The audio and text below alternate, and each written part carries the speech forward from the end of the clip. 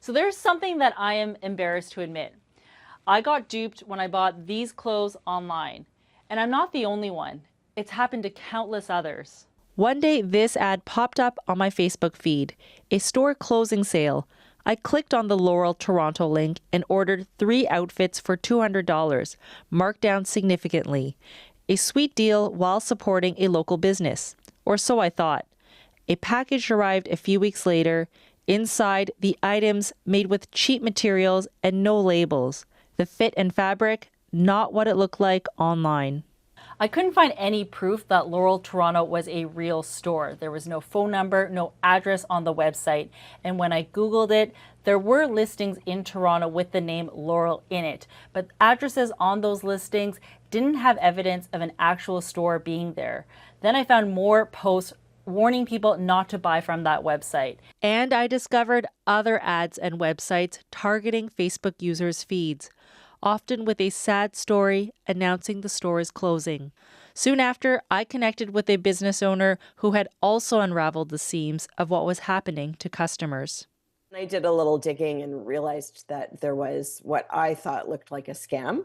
Julie Skirving owns Logan and Finley, a small independent store in Toronto specializing in sustainable clothing.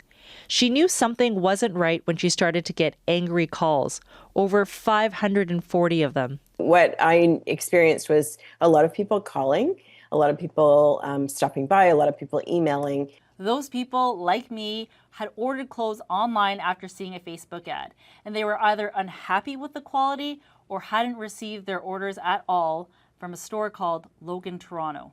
So my business is Logan and Finley, and because I have been in business for almost 13 years, when you type Logan, and Toronto, my store comes up in a sort of that kind of Google search. Another independent retailer in Stratford also noticed the ads popping up on Facebook. She wrote a blog post to warn potential customers. And I kept seeing shops in Toronto that I'd never heard of. And then I looked them up to see where are they, and there was no address. And I started to think these sites were undoing all the good work that small retailers had just spent a lot of time and effort doing since COVID. It became a headache for Skirving to deal with something that really had nothing to do with her. But she did have sympathy. They were targeted by an ad. They got all excited about getting a great deal. It's just really hard to stomach that, someone chooses to use AI generated content to target the fact that all the small businesses are closing as a marketing technique to get people to just throw some dollars that way. Yes, it is fraud. It's deceptive marketing. The Canadian Anti-Fraud Centre says these sites are extremely concerning. Fraudsters know that we're spending a lot of time on social media, and naturally they know that we're trying to save a bit of money where we can.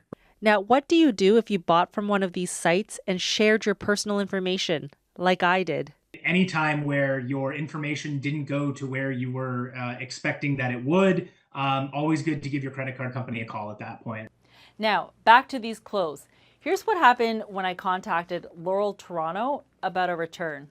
They asked for a video explanation of what was wrong, then offered a 10% refund to keep the items, or to return their items to an international warehouse, pay $15 per item, $20 minimum shipping, and any customs fees.